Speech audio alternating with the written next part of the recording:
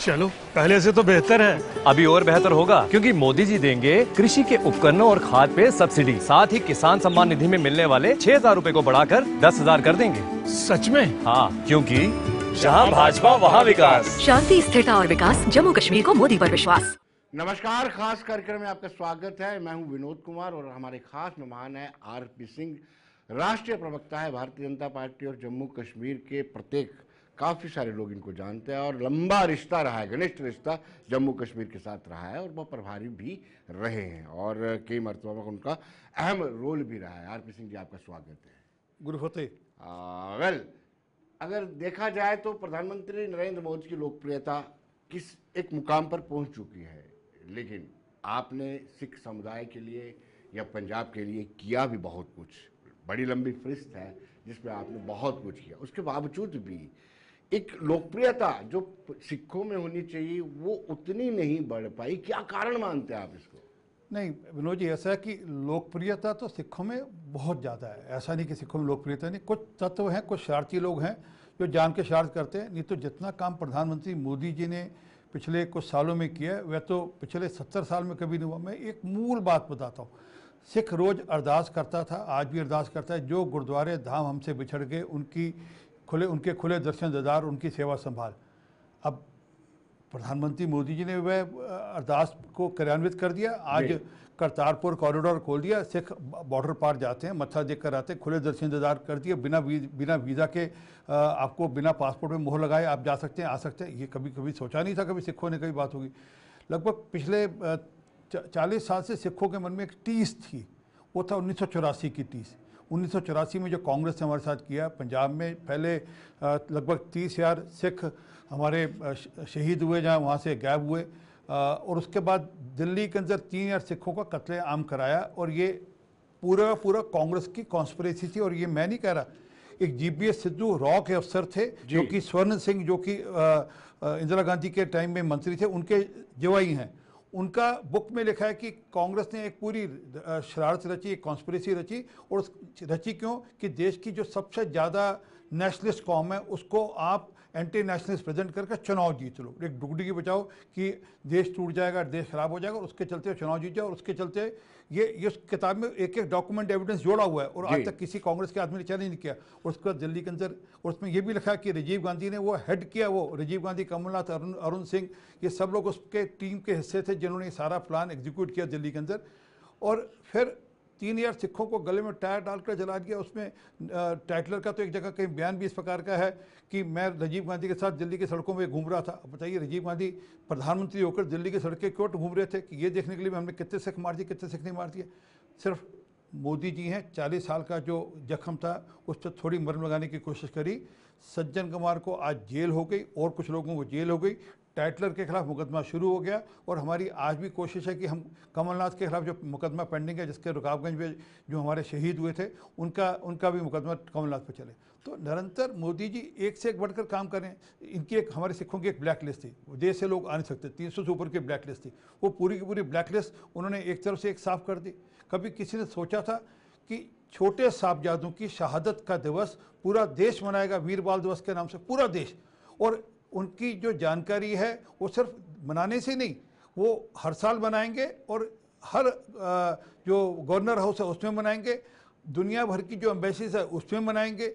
इससे बड़ा काम क्या हो सकता है कि दुनिया भर में छोटे साहबजादों की शहादत का मैसेज जा रहा है, देश का हर बच्चे की जुबान पे आने लगा। जो जानते नहीं थे लोग वो भी समझने लगे कि कितनी बड़ी कुर्बानी दी साहब श्री गुरबंद सिंह जी ने, और छोटे साहबजादों की शहादत को लेकर एक मैसेज जाने लगा जी। ये कभी हमने सोचा नहीं था इस प्रकार का।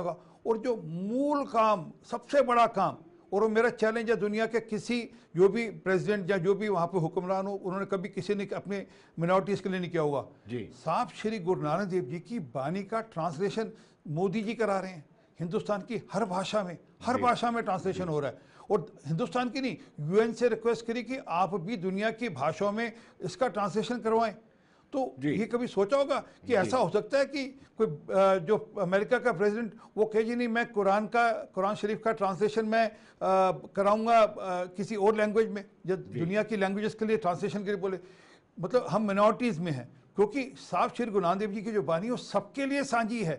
और मोदी जी ने उस बानी को ट्रांसलेशन करने का जिम्मा लिया। ये कभी इससे बड़ा काम सिखों के लिए तो हो नहीं सकता।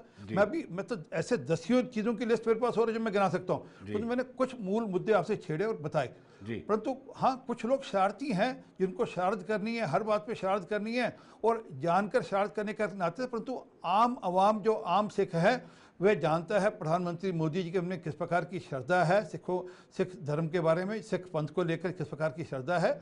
और वह तो वो उन लोगों में से थे जो इमरजेंसी में जब स्वरूप बदला तो उन्होंने अपना सिख वाला स्वरूप बदला जी जब वह काम कर रहे थे इमरजेंसी के दिनों में। तो मोदी जी के बारे में इस प्रकार के प्रश्न लगाना, बातचीत करना ठीक नहीं, परंतु हाँ, मैं मानता हूँ कुछ शरारती तत्व है जिनको अपनी शरारत अपनी जगह जारी रखनी है। जी, आरपी सिंह जी, आपने कहा कि प्रधानमंत्री नरेंद्र मोदी मरहम लगा रहे हैं, लेकिन मरहम का इफेक्ट शायद आहिस्ता आहिस्ता हो रहा है। उसकी वजह ये भी है, आप अब लोकसभा के चुनाव और जम्मू कश्मीर के परिप्रेक्ष्य में देखेंगे या फिर विधानसभा के जो चुनाव आ रहे हैं, इसमें बहुत सारी सीटों पर सिख कम्युनिटी बड़ा इफेक्टिव है, खासतौर पर बाहू और साउथ में। उनको कैसे जो मरहम है वो इफेक्ट करे और जल्दी करे, कैसे किया जाए? देखिए, मेरा तो जम्मू के सिखों से एक ही निवेदन है। जब अफगानिस्तान के अंदर बमबारी हो रही थी और सिखों के साथ पर अत्याचार हो रहे थे, उस समय सिर्फ प्रधानमंत्री मोदी जी थे जो खड़े होकर उन्होंने कहा कि हाँ आइए, हम आपकी चिंता करेंगे, और वहाँ से स्पेशल फ्लाइट्स में सिखों को वहाँ से लेकर आए हिंदुस्तान, तो उनको सेफ्टी का पैसे दिया। सीए का जो कानून लाए वो इसलिए हैं कि जो सिख या बाकी जो मिनॉरिटीज़ जो दुनिया भर में कहीं रह जाती है, जो स्पेशली पाकिस्तान, अफगानिस्तान और बांग्लादेश में जो रह जाएं, उनकी चिंता करें। उसमें सबसे पहला लाभ मिला तो सिखों को मिला कि सिख वहाँ से मिनॉरिटी के नाते से अफगानिस्तान से आ सके। और तो और महाराज साहब के जो स्वरूप थे, श्री गुरु ग्रंथ साहब जी के स्वरूप थे, उनको भी लेकर आए यहाँ पर जी। मतलब मुझे वो सौभाग्य प्राप्त हुआ कि मैं उन स्वरूप को जाकर रिसीव कर पाया। हरदीप सिंह जी पूरी हमारे जो मंत्री हैं उनके साथ जाकर मैं उन स्वरूपों को जाकर रिसीव कर पाया। तो ऐसा कभी किसी ने सोचा कि दूसरे धर्म, मतलब अगर ये माना जाए कि अलग अलग हैं, तो वह मतलब सिख धर्म की जो स्वरूप हैं श्री गुरु ग्रंथ साहब के, उनकी भी चिंता कर रहे हैं। तो इससे बड़ा तो कुछ हो नहीं सकता। परंतु मैंने कहा ना, कुछ लोगों के मन में शरारत है। अगर मैं तो अभी भी कहता हूँ, जम्मू वाले मित्र मेरा नंबर ले लें, मुझसे, आपसे नंबर ले लें मेरा, और जो भी इशू, नहीं तो गूगल पे मेरा नंबर है, जो भी इशू, जो कंसर्न हो हमसे बात करें। हम हर इशू की, सिखों की, अगर जम्मू की भी कोई स्पेसिफिक है, उसकी हम चिंता करने को तैयार है और हम उस पर चिंता करेंगे, सुनिश्चित चिंता करेंगे। आरपी सिंह जी, अमृतपाल का जेल से जीतना है, किस दिशा में हम जा रहे हैं, या सिख कम्युनिटी किस दिशा में जा रही है? चलिए, ऐसा कि पंजाब में एक सेगमेंट ऐसा है जो कि पंथिक सेगमेंट है, और वो क्योंकि अकाली दल पूरी तरह विफल हो गया पंथिक इश्यूज को एड्रेस करने में, इसलिए इस प्रकार के लोग जीतते हैं चुनाव। परंतु ये नहीं कि कोई बहुत लॉन्ग टर्म चलने वाला प्रोसेस है। ये शॉर्ट टर्म में इस प्रकार पहले भी लोग जीत चुके हैं जो कि इस मूवमेंट के साथ जुड़े रहे हैं, और बाद में एक बार जीत कर वह आज लोगों, मुझे भी थोड़ा जोर लगाना पड़ रहा नाम याद करने के लिए। सिमरनजीत सिंह मान एक एग्जांपल लेटेस्ट, तो वो भी चुनाव अभी लेटेस्ट वाले उससे पहले भी जीत चुके हैं। और कभी कभी बीच बीच में इस प्रकार का मौका आता है जब अकाली दल या जहाँ और जो लोग जो पंथिक इश्यूज को टच करते हैं वो फेल होते हैं, तो उसमें ये वैक्यूम इस प्रकार के लोग भरते हैं। मतलब इसमें कोई ऐसी बात नहीं है कि कोई देश में कोई बहुत, जब पंजाब में कोई बहुत अनहोनी हो रही है, जब पंजाब में बहुत ज़्यादा कोई प्रॉब्लम है इसको लेकर। आरपी सिंह जी, कुछ एलिमेंट आप बार बार कह रहे हैं, कुछ एलिमेंट, इन एलिमेंट्स का क्या किया जा सकता है? देखिए, करने को तो सिर्फ समझाने का काम है। सिर्फ हम तो सिर्फ उनसे निवेदन कर सकते हैं, समझा सकते हैं। जिनके दिमाग में कहीं ये खलल हो कि देश में से कोई अलग राज्य बन जाएगा, कोई अलग कट कर टुकड़ा देश से अलग हो जाएगा, वह तो होने वाला नहीं है, ये तो सुनिश्चित है। और हाँ, पाकिस्तान की एक स्ट्रेटजी है जिसको K2 स्ट्रेटजी कहते हैं, खालिस्तान और कश्मीर पुट टुगेदर। उन्होंने अपने लोग भी अपॉइंट करके हैं इस सारे स्ट्रेटजी को इम्प्लीमेंट करने के लिए। वो करते रहे, कोशिश करते रहे, वो होने वाला नहीं। वो ठीक है, वो जिसे कहते हैं कि कुछ डीप स्टेट्स हैं, विदेश की कुछ ऐसे लोग हैं जो डीप स्टेट में हैं, कुछ देश ऐसे हैं जो डीप स्टेट में हिस्सा हैं। वे चाहते हैं कि वह इस सारे को कुछ लोगों को शरारत कर देने के लिए टूल की तरह यूज़ करते हैं। वो टूल की तरह विदेश में बैठे होंगे, यहाँ पे नहीं, हिंदुस्तान में किसी को कोई दिक्कत नहीं है। हाँ, विदेश में कुछ लोग बैठे होंगे, शरारत करते हैं, उनके माध्यम से यहाँ कुछ शरारत कभी कभी शरारत कर लेते हैं। मैं देखता हूँ कभी रात को जाकर अंधेरे में जाकर किसी द्वार पर जाकर खालिस्तान जिंदाबाद दिखाया। अब इससे कोई खालिस्तान थोड़ा बनने वाला है? मतलब आप सोचिए, रात के अंधेरे में जाकर फिर पकड़े भी जाते हैं। कोई आजकल तो बोल जाते हैं कि वीडियो कैमरा रखा है, हर चीज़ की जानकारी मिल जाती है, हर व्यक्ति की जानकारी मिल जाती है। और आजकल तो सॉफ्टवेयर इस प्रकार के कि आप अंधेरे में भी जाएं और अगर आप कैमरे के कैच में आ गए तब भी आप पकड़े जाएंगे। तो इसमें सब होने वाला नहीं है। ये सिर्फ है कि हाँ, कुछ लोगों को एक कहते हैं ना एक काम मिला हुआ है, मतलब उनको एक साधन, उनके लिए साधन भी है, उनके लिए एक प्रकार का साधन भी है, परंतु मूल बात है जितना राष्ट्रभक्त सिख है उससे बड़ी राष्ट्रभक्त कौम कोई है नहीं देश के अंदर। जी बिल्कुल, आपने भी कहा, प्रधानमंत्री भी इसी तरह से कहते हैं। लेकिन जम्मू के सिखों की नाराजगी, छोटी छोटी नाराजगी जो है, वो मैं आपको उनसे रूबरू करवाना चाहता हूँ।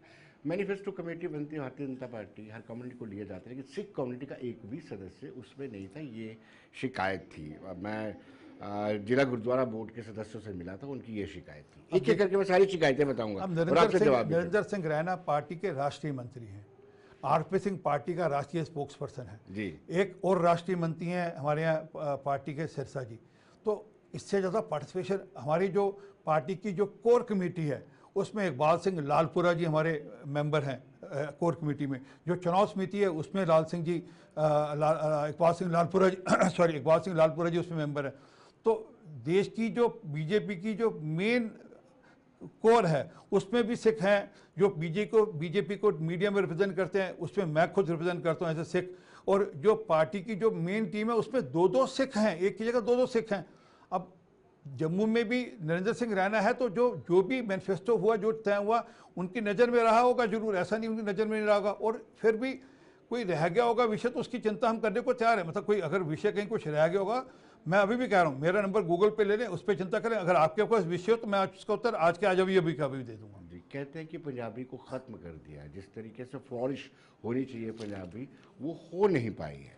चलिए, मैं आपके चैनल से आज वादा करके जा रहा हूँ, सरकार हमारी बनेगी, बनने जा रही है, और हम पंजाबी को जो पंजाबी को महत्व देना चाहिए वह पूरा महत्व हमारी सरकार पंजाबी को देगी, सुनिश्चित देगी। बेशक वो नौकरियों के मामले में हो, बेशक वो स्कूल टीचर की भर्ती में हो, बेशक लैंग्वेज को स्टेटस देने के मामले में हो, जो कि स्टेट लैंग्वेज का स्टेटस देने को, हर मामले में पंजाबी की वही मान सम्मान होगा जैसे बाकी भाषाओं का यहाँ पर जम्मू कश्मीर में हो रहा है। ये मेरा वादा है, और ये मैं अपनी पार्टी के बिहाफ पे कह रहा हूँ। हमारी सरकार बनने जा रही है और हम सरकार में आकर इसको लागू कराएंगे, सुनिश्चित लागू कराएंगे। आरपी सिंह जी, उनको एक भी मलाल है कि काफ़ी सारी तादाद है हमारी, और जो सीटें नॉमिनेट की गई हैं कश्मीरी विस्थापित पंडितों के लिए हैं या पीओजेके के लिए, एक भी सीट जो है सिख कम्युनिटी के लिए नॉमिनेशन में नहीं रखी। नहीं, ऐसा नहीं है, ये उनकी नाराजगी, जो नाराजगी मैं वो बता रहा हूँ। हम तो उससे आगे जाने को तैयार है। हमने तो नरेंद्र सिंह रैना जी को खड़ा किया, उनको जिताइए, वे सरकार का हिस्सा बने। अब इससे ज़्यादा खुलासा मुझसे क्या करा लेंगे जी? वो सरकार का हिस्सा बने और सरकार में जो आपके इश्यूज हैं, कंसर्न्स हैं, उस सबको एड्रेस करेंगे वो। ये मैं आपको प्रॉमिस कर जा रहा हूँ आपको कि जो भी इश्यूज हैं सिखों के, जो भी कंसर्न्स हैं, रैना साहब उसको एड्रेस करेंगे अगर वह सरकार का हिस्सा होंगे। जी, एक उनका और आरोप है कि SRO 412 उसमें यह था कि जो कश्मीर में लोग बसे हुए हैं, जो डटे हुए हैं, जैसे सिख कम्युनिटी या जो कश्मीरी विस्थापित पंडित है, जो पलायन नहीं किया, जिन्होंने 412 में ये कहा गया था कि उनको भी रोजगार दिया जाए, जो PM डॉक्टर मनमोहन सिंह ने पैकेज जारी किया था। लेकिन उसको तरमीम किया गया 425 में, और उसमें कहा गया कि सिर्फ वहाँ जो कश्मीरी पंडित हैं उनको, सिखों को ये भी नाराजगी है कि वहाँ रहने वाले सिख क्या डिजर्व नहीं करते हैं। मैं बिल्कुल मानता हूँ कि जी, जो लोग डटे रहे उनकी भी चिंता होनी चाहिए। जी, जो लोग वहाँ से पलायन करके, उनकी चिंता तो सरकार करिए, जो लोग डटे रहे उनकी भी चिंता होनी चाहिए।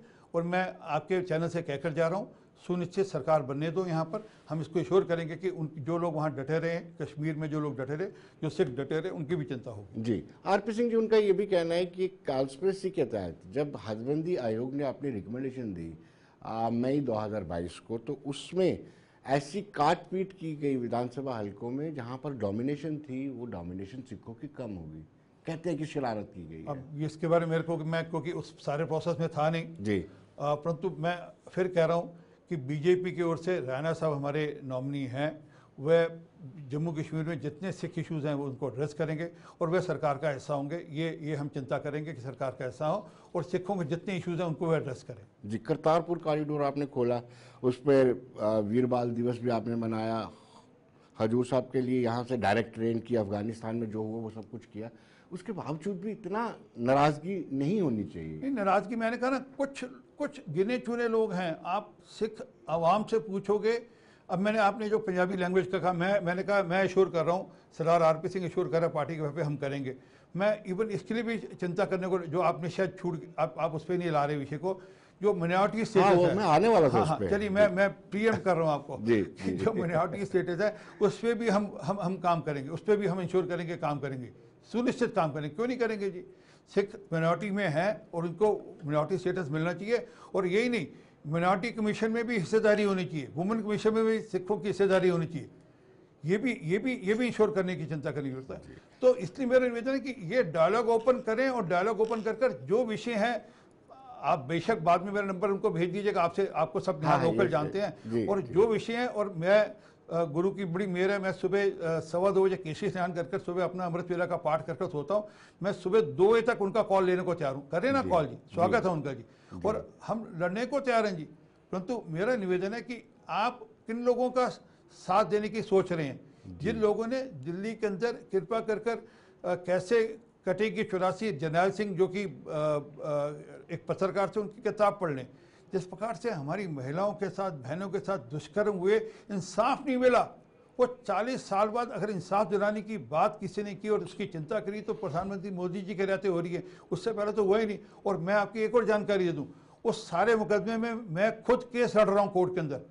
एक ढींगरा कमेटी की रिपोर्ट आए, आप गूगल मार्कर सर्च कर लेंगे, ढींगरा कमेटी की रिपोर्ट आए, ये इंश्योर मैंने किया कि ढींगरा कमेटी बने, ढींगरा कमेटी की रिपोर्ट आए। अब मैं उसमें फॉलो अप कर रहा हूँ कि उसकी एक्शन टेकन रिपोर्ट भी हो जी, कि वो जो ढींगरा कमेटी ने जो अपनी रिपोर्ट फाइल की, उस पर सरकार की एक्शन ले रही है।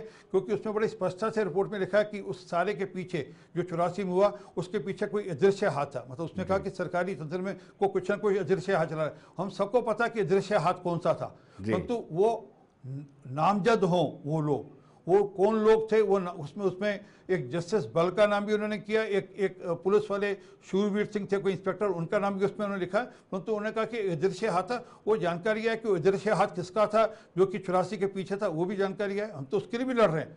तो ये लड़ाई हम सिर्फ ये नहीं कि सरकार के बीच में, हम कोर्ट कचहरी में भी हम ये लड़ाइयाँ लड़ रहे हैं। और आप चाहें तो चेक करें, आरपी सिंह उस पर पिटिशनर है सारे केस के अंदर जी। आरपी सिंह एक बड़े रिनोन्ड फेस हैं, सिख फेस हैं भारतीय जनता पार्टी के, और आप जानते हैं जम्मू कश्मीर में काफ़ी सारी सीटों पर इनका इम्पैक्ट। आरपी सिंह ने व्यक्तिगत रूप से क्या किया? देखिए, मैं एक उदाहरण देता हूँ आपको, शायद यहाँ के सिखों को पता नहीं होगा जी। मैंने पिछली 2 बार से दिवाली नहीं मनाई। 2 बार से लोग मेरे घर दिवाली देने आते, इसके वीडियोस ऑन रिकॉर्ड हैं, सब सोशल मीडिया पे हैं, सब हैं। मैंने दिवाली वापस भेजी जी। क्यों भेजी कि देवेंद्र पाल सिंह भुल्लर नाम से एक जो बंदी सिंह है वो छूटे। क्यों छूटे? क्योंकि देवेंद्र पाल सिंह भुल्लर दिमागी तौर पर डिटेन हो चुका और पिछले 13 साल से उसका अमृतसर हॉस्पिटल में इलाज चल रहा है। मैं सरकार से गुहार कर चुका हूँ कि उसको छोड़ना चाहिए, क्योंकि उसका आपने उसको रखा, उसको लाभ नहीं। वो व्यक्ति 25 साल उम्र के काट चुका और उसमें से 13 साल वह दिमागी हालत से परेशान है। तो ये लड़ाई हम ये नहीं कि हम सरकार में रहते भी लड़ते हैं। करतारपुर कॉरिडोर खुले, इसके लिए भी हमने लड़ाई लड़ी। आप गूगल मारेंगे, सर्च मारेंगे, इसमें भी जानकारी मिल जाएगी कि पाकिस्तान के जो यहाँ पे यहाँ उनके एम्बेसडर थे, उससे मैं और मनजीत सिंह जी के तब जो गुरुद्वारा कमेटी के प्रधान थे उनसे जाकर मिलकर आए कि बाकी सिद्धू बुद्धू तो सब बाद में शुरू हुआ कि जो कॉरिडोर की बात करने की बात शुरू करी। तो हम तो निरंतर सिख इशूज़ पे लड़ाई लड़ते हैं। 84 वाली लड़ाई आज तक मैं कोर्ट में खुद पिटिशनर हूँ, आरपी सिंह खुद पिटिशनर है कि 84 वाली लड़ाई लड़नी है और हमने उसको जीतना है। और यही नहीं, इसमें ही नहीं, मतलब टाइटलर के खिलाफ एफआईआर मैंने दर्ज कराई, उसकी कंप्लेंट मैंने दर्ज करी, जिसके ऊपर एफआईआर बनकर जिस पे सीबीआई ने अब जाकर मुकदमा चला, जिसमें सीबीआई ने अपने सारे साक्ष्य रखे। मैंने वो साक्ष्य जो कि पब्लिक डोमेन में थे उनको इकट्ठा किया, कुछ और वीडियोस थे, उसके खुद के वीडियोस थे जिसमें स्टिंग ऑपरेशन में उसके वीडियोस थे, उनको जाकर प्रेजेंट किया, सीबीआई को जाकर दाखिल किया, तब जाकर वो मुकदमा चला। तो हम तो लगातार सिख इशूज़ पे, सिख सब्जेक्ट्स पे चिंता करते हैं। और मैं वापस कह रहा हूँ, कहीं की कमी रहेगी, कोई गलती रहेगी, उसको अंदर हम सुधार करके उसको आगे ठीक करने के लिए तैयार बैठे हैं जी। आरपी सिंह जी, आप पार्टी में एक बड़ा रुतबा रखते हैं, आपको पीएम से लेकर सारे लोग जानते हैं, और एक बंदी को नहीं छुड़ा पा रहे हैं आप। आपकी सरकार है। नहीं, ऐसा नहीं है, क्योंकि मैंने कहा ना जी, ये थोड़ा टेक्निकल सा इशू है जी, और ये थोड़ा इसमें समय लग रहा है, मैं मानता हूँ। मेरी तो मतलब मैं बाकियों की बात नहीं कर रहा, मेरे तो एक, क्योंकि हालांकि देवेंद्र पाल सिंह भुल्लर ने भी वो बिट्टा के ऊपर जो मामला बम ब्लास्ट वाला, उसमें उसकी इन्वॉल्वमेंट है। परंतु मेरा मानना है कि बाकियों के बारे में जो होगा, परंतु देवेंद्र पाल सिंह भुल्लर की रिहाई होनी चाहिए। उसमें दिल्ली सरकार ने क्योंकि फैसला लेना था, दिल्ली में आम आदमी पार्टी की सरकार है, इस पर फरवरी में सरकार बदल जाएगी। उन्होंने अपनी कमेटी बुलाई, पहले उन्होंने मीटिंग बुलाई, 3 बार मीटिंग टाली। फिर मैं एलजी से मिलने गया, मुझे याद हो फोटोग्राफ भी ट्विटर पे, मैं अपनी बेटी के साथ एलजी से मिलने गया, और क्योंकि मेरी बेटी का वकील है, हम मिलने गए, लीगली हमने सारे डॉक्यूमेंट पेश किए। हमने कहा एटलीस्ट आप जो वो मीटिंग है उस मीटिंग को बुलवाइए। एलजी साहब ने मीटिंग बुलवाई जिसमें दिल्ली सरकार ने फैसला लेना था, दिल्ली सरकार के जो मंत्री उन्होंने फैसला लेना, उन्होंने फिर वो उसको मामले को टाल दिया, क्योंकि जो रिहाई करनी होती है, जो छूट देनी होती है, वो लोकल गवर्नमेंट के हाथ में, सेंट्रल गवर्नमेंट के हाथ में नहीं होती, वो लोकल गवर्नमेंट के हाथ में होती है, जो राज्य की सरकारें होती हैं उनके हाथ में होती है। तो इसलिए मैंने दुहाई लगाई है, अब वेट कर रहे हैं, हम कोशिश कर रहे हैं कि दिल्ली में सरकार का बदल हो तो पहला काम सरदार आरपी सिंह का वादा है कि जोगिंदर पाल सिंह भुल्लर की रिहाई कराऊंगा। आप इतने आश्वस्त किए हैं कि बदल होगा दिल्ली में सुनिश्चित। आप क्या लगता है? दो बार नहीं हो अरे पाया। वो हो गई ना, काट की हांडी 2 बार चढ़ गई। अब थोड़ा हर बार थोड़ा लोग काट की हांडी में जली हुई खिचड़ी खाएंगे। वो सबको पता है कि किस प्रकार दिल्ली में शराब का घोटाला हुआ, किस प्रकार दिल्ली के अंदर अभी थोड़े दिन पहले किस प्रकार पीने के पानी की कितनी किल्लत थी दिल्ली के अंदर। थोड़े दिन पहले किस प्रकार जब बारिश आई तो 3 बच्चों की हत्या कर दी, मृत्यु हो गई वहाँ पर, 3 बच्चों की मृत्यु की जो IAS के एस्पिरेंट थे। किस प्रकार से अभी अगले 2 महीने बाद किस प्रकार आपको वहाँ पर पोल्यूशन से सफ़र करना पड़ेगा, और पिछले 8 साल से हो रहा है। किस प्रकार से स्कूलों की कैसी दुर्दशा है। जस्टिस मनमोहन ने अपनी ऑब्जर्वेशन में लिखा कि 1 लाख बच्चा 9वीं और 11वीं क्लास से ड्रॉप आउट होता है हर साल दिल्ली के अंदर, 9वीं और 11वीं क्लास का। और उनको कहते हैं ओपन स्कूल में चले जाओ, क्योंकि हमने अपनी 10वीं और 12वीं का रिजल्ट इंप्रूव करना है। मतलब आप 1 लाख मतलब 2 लाख बच्चों की जिंदगी से खिलवाड़ कर रहे हो हर साल।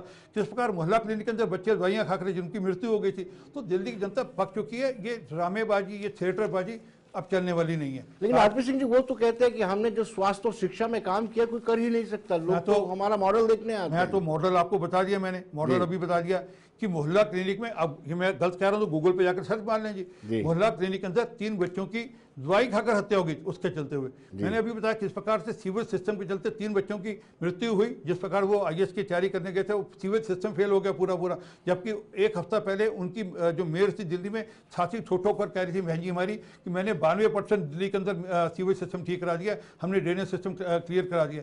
तो दिल्ली के लोग समझ आ रहे हैं। और दिल्ली में कौन चाहेगा कि गुरुद्वारे के बाहर, मंदिर के बाहर या बाकी धर्मस्थलों के बाहर शराब के ठेके खुलें, या कौन चाहेगा कि एक के साथ एक बोतल फ्री हो ताकि उनके घर वाले बर्बाद हो।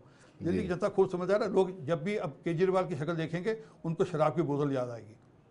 यहाँ पर बोर्ड गठित किए गए हैं सिखों के, हर जिला गुरुद्वारा प्रबंधक बोर्ड, उनकी ये शिकायत है कि सरकार कोई फैसला लेती है उनके को लेकर के उनको कॉन्फिडेंस में लिया, ये इशू एड्रेस करने की जरूरत है। चलिए इस बार मौका है उनके पास, नरेंद्र सिंह रैना जी जीत कर जाएंगे और सुनिश्चित करेंगे कि जो फैसला यहाँ पर सरकार ने करना हो सिखों के संबंध में, वह यहाँ की जो कमेटीज हैं या यहाँ के जो और प्रमुख हमारे संत महात्मा या जो बाकी लोग हैं उनके साथ सलाह करते हुए सब फैसले करेंगे और एक कॉमन कंसेंसस बनाकर उन फैसलों को अमल कराएंगे। एग्जाम में कड़ा कुर्बान को लेकर के हमेशा ही किस तरह की खबरें आती रहती है। सिख कम्युनिटी के लोग कहते हैं कि बच्चों को कुर्बान लेके अंदर नहीं जाने दिया जाता है, ये भी एक इशू है। इसको पांचों ककार हमारे शरीर का अभिन्न अंग है। ये कॉन्स्टिट्यूशन में हमको दिया है, संविधान ने हमको दिया है, और कोई इसका उल्लंघन करता है तो उसके खिलाफ मुकदमा दर्ज होना चाहिए। किसी को दिक्कत हो मुझे बताएं, मैं सुनिश्चित, वो ठीक तो करना ही करना है, उसके खिलाफ इस पे उस उल्लंघन के खिलाफ उनके खिलाफ मुकदमा भी दर्ज करेंगे और ये मुकदमा चलाएंगे। क्योंकि संविधान के अंदर सेक्शन 25B के अंदर हमको ककार पहनने की छूट दी गई, 5 ककार पहनने की छूट दी गई है, जिसपे कृपान भी है, कड़ा भी है, सब कुछ है। आरपी सिंह जी आपकी फ्लाइट है, जल्दी जाना, एक सवाल और ले लूंगा आपकी इजाजत हो। जी बताएं। आपने काम किया है, बाहू और साउथ में क्या पोजीशन है? सुनिश्चित, अरे सर बाहू और साउथ की बात करें, मैं आज आपको कह रहा हूँ ये पहली बार मौका है जम्मू वालों के पास अपनी सरकार बनाने का। जी, इस मौके को छोड़ना नहीं, पहली बार जम्मू की सरकार होगी। आरपी सिंह जी बहुत बहुत शुक्रिया आपका। तो दर्शकों बने रहिए देश दुनिया की खबरों के लिए और मुझे दीजिए इजाजत, नमस्कार। श्रीनगर हमारे जम्मू में इतने टूरिस्ट कब आएंगे? अब आएंगे, क्योंकि मोदी जी यहाँ के ऐतिहासिक स्थानों को इंटरनेशनल पहचान दिलाएंगे। मेट्रो और इंटरनेशनल एयरपोर्ट बनेगा, जम्मू बनेगा स्पेशल टूरिस्ट हब। सच में? हाँ, क्योंकि जहाँ भाजपा वहाँ विकास। शांति, स्थिरता और विकास, जम्मू कश्मीर को मोदी पर विश्वास।